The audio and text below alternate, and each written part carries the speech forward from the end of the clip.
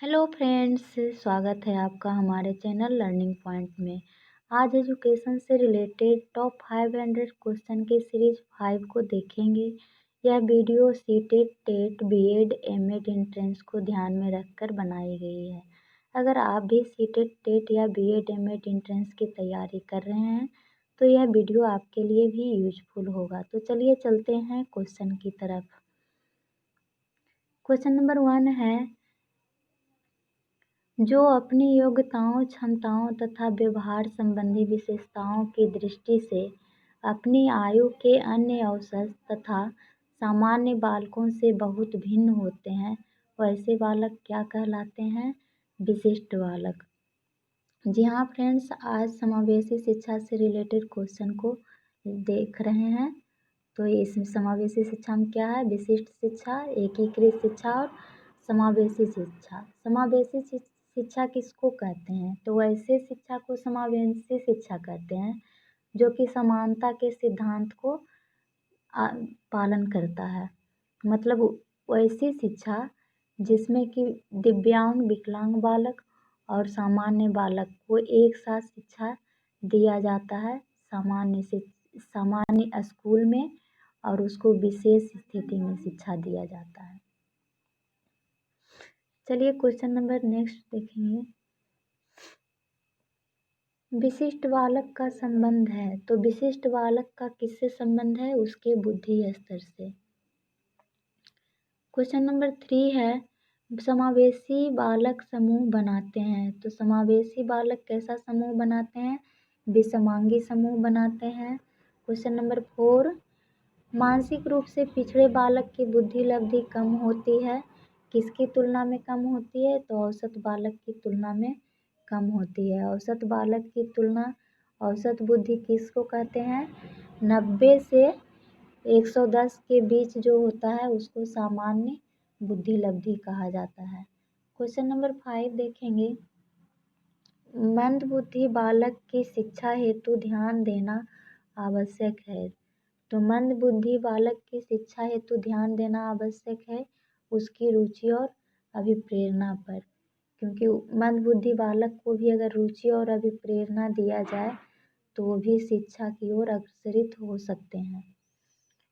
Question number 6 है, वंचित बालकों के प्रकार है, तो वंचित बालक के प्रकार है 3 रूप से।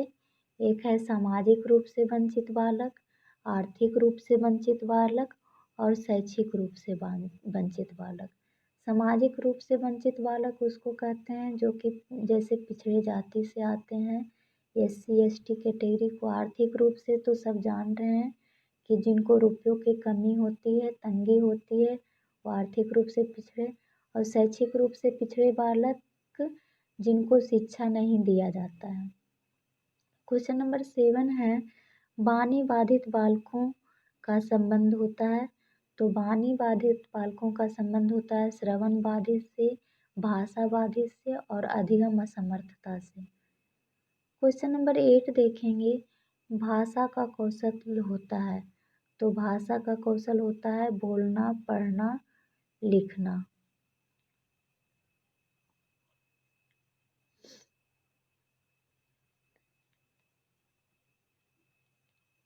चलिए क्वेश्चन है, गंभीर दृष्टि बाधित बालकों की दृष्टि क्षमता होती है, तो गंभीर दृष्टि बाधित बालकों की दृष्टि क्षमता कितनी होती है? 2/20 होती है।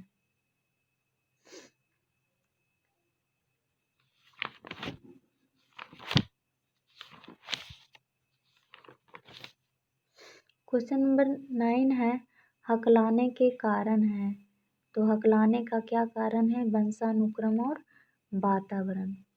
क्वेश्चन नंबर 10 देखेंगे, श्रवण बाधित के वर्गीकरण का आधार होता है, तो श्रवण बाधित के वर्गीकरण का आधार होता है, क्या होता है? डेसिबल अंक। श्रवण बाधिता और सुनने की क्षमता को किससे मापन किया जाता है? डेसिबल से। इसको शॉर्ट में बोलते हैं DB।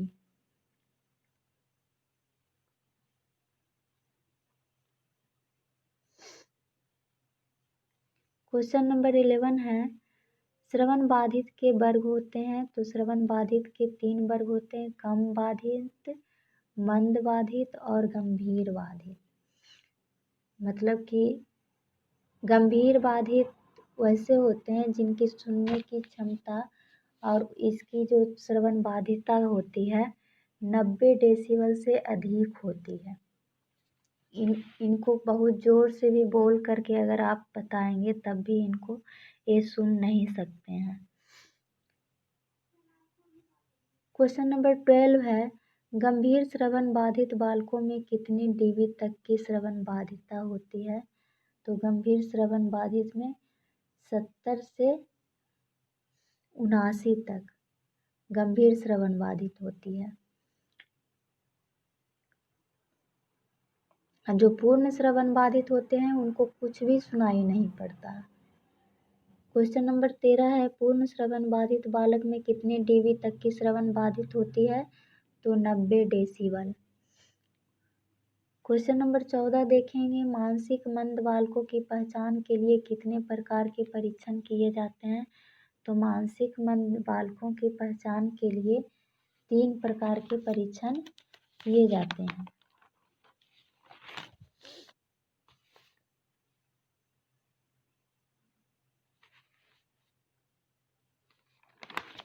तो 3 प्रकार के परीक्षण किसके किसके द्वारा किया जाता है?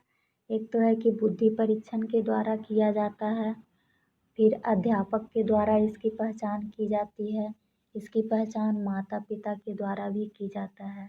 इसका कारण क्या क्या है? इसका कारण हो सकता है जैसे जन्म के समय का कारण, जन्म के बाद का कारण, जैसे जन्म के पूर्व का कारण, जैसे कि एक्सरे करवाते हैं जन्म के पहले, तो ज़्यादा एक्सरे करवाने से भी बच्चे पर इफेक्ट होता है उसके मानसिक बुद्धि पर। और वंशाक्रम, जैसे वंशानुक्रम होता है, जैसे उसके माता पिता हुए, उसके दादा दादी की मंद बुद्धि होती है तो फिर बच्चे में भी उसका आ जाता है। और जन्म के समय होता है, जैसे कि जन्म के समय क्या हुआ कि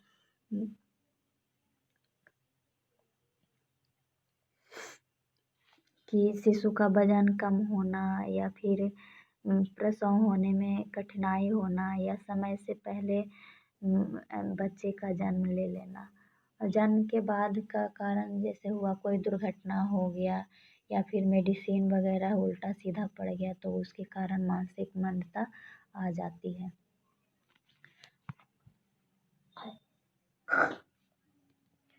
क्वेश्चन नंबर 15 देखेंगे, अन्वेषण विधि की खोज किसने की? तो अन्वेषण विधि की खोज की थी आर्मस्ट्रांग ने, जिसको खोज विधि कहते हैं भी।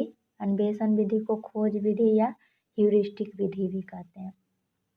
क्वेश्चन नंबर 16 देखेंगे, परंपरागत पद्धति है, तो परंपरागत विधि जो है व्याख्यान विधि है। क्वेश्चन नंबर 17 है, समग्रता पर आधारित है, तो समग्रता पर आधारित है निगमन जिसको कहते हैं नियम से उदाहरण की ओर। क्वेश्चन नंबर 18 देखेंगे, ज्ञात से अज्ञात का सूत्र लागू होता है, तो ज्ञात से अज्ञात का सूत्र लागू होता है विश्लेषण विधि में। विश्लेषण विधि का मतलब होता है कि जो टॉपिक हम पढ़ा रहे हैं, कोई चैप्टर जैसे पढ़ा रहे हैं, तो उसको खंड खंड में भाग करके, या फिर किसी चीज़ को जैसे नहीं समझ रहा है बच्चा को तो उसको तोड़ तोड़ करके हम बताएंगे। और संश्लेषण विधि में होता है कि उसको जोड़ करके बताएंगे। विश्लेषण विधि को आगमन विधि भी कह सकते हैं। ज्ञात से अज्ञात, आगमन उदाहरण से नियम की ओर।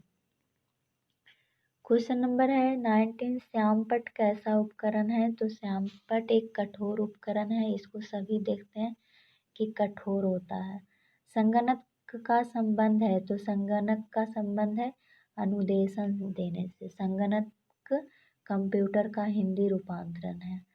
क्वेश्चन नंबर 21 देखेंगे, टर्मन के अनुसार प्रतिभाशाली व्यक्ति की बुद्धि लब्धि कितनी से अधिक होती है? तो प्रतिभाशाली बुद्धि कहिए या प्रखर बुद्धि, तो 140 से ज़्यादा जो होती है वो प्रतिभाशाली बालक के श्रेणी में आते हैं। क्वेश्चन नंबर 22 है, बुद्धि लब्धि निकालने का क्या सूत्र है? तो बुद्धि लब्धि निकालने का सूत्र है मानसिक आयु बटा वास्तविक आयु गुना 100। Mental age by real age into 100। Question number 23 देखेंगे, सामूहिक बुद्धि परीक्षण के कितने रूप हैं? तो सामूहिक बुद्धि परीक्षण के 2 रूप हैं।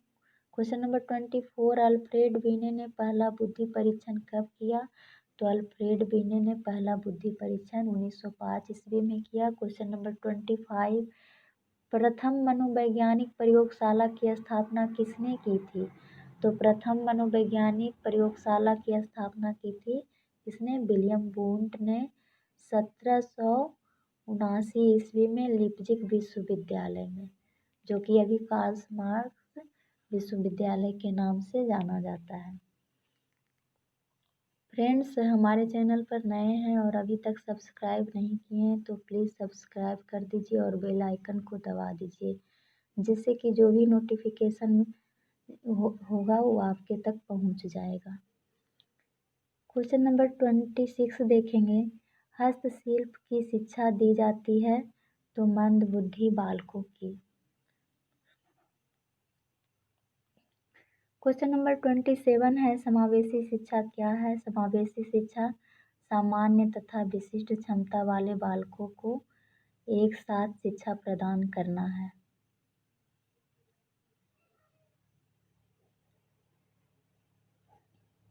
क्वेश्चन नंबर 28 देखेंगे, निःशक्त बालकों के लिए कौन सी शिक्षा का प्रावधान है? तो निःशक्त बालकों के लिए समावेशी शिक्षा का प्रावधान है।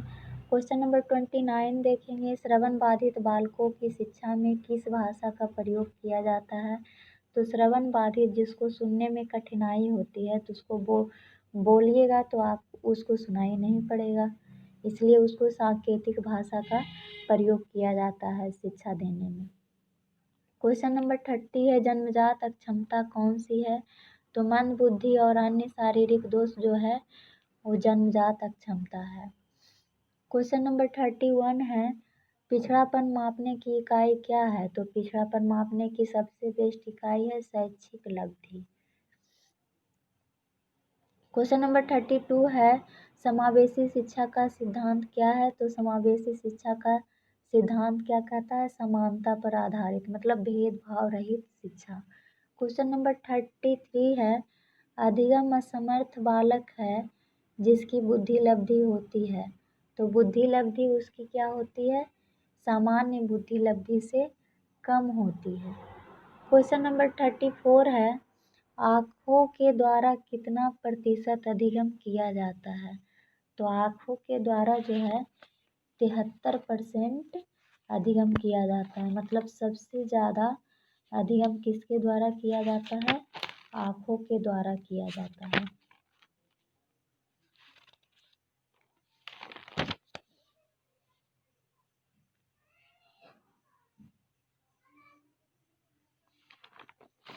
क्वेश्चन नंबर 35 है, भारतीय पुनर्वास परिषद को कब लागू किया गया? तो भारतीय पुनर्वास परिषद जो है 22 जून 1993 को लागू किया गया। इसको भारतीय पुनर्वास परिषद पहले पंजीकृत सोसाइटी के रूप में 1986 में आया, फिर इसको 1992 में पारित किया गया और विधेयक में पारित किया गया और 22 जून 1993 में इसको लागू कर दिया गया। इस पुनर्वास परिषद को 1992 के ही नाम से जानते हैं, भारतीय पुनर्परिषद 1992।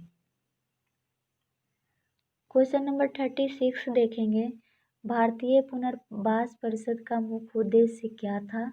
तो भारतीय पुनर्वास परिषद का मुख्य उद्देश्य था विकलांग बच्चों को शिक्षा देना तथा उससे संबंधित विभिन्न प्रकार की उसको सुविधा उपलब्ध करवाना। क्वेश्चन नंबर है 38, दृष्टिहीन राष्ट्रीय दृष्टिहीन संस्थान कहाँ है? तो फ्रेंड्स, राष्ट्रीय दृष्टिहीन संस्थान जो है देहरादून में है। क्वेश्चन नंबर 39, राष्ट्रीय मानसिक विकलांग संस्थान कहाँ है? तो राष्ट्रीय मानसिक विकलांग संस्थान सिकंदराबाद में है। क्वेश्चन नंबर 40 देखेंगे, शारीरिक विकलांग संस्थान कहाँ है? तो शारीरिक विकलांग संस्थान नई दिल्ली में है। क्वेश्चन नंबर 41 देखेंगे, PWD एक्ट 1995 कब लागू किया गया? इसका नाम है फुल फॉर्म विकलांग व्यक्ति अधिनियम। मतलब इसको लागू किया, इसको भी 1995 के नाम से जानते हैं, और इसको लागू किया गया 1996 में।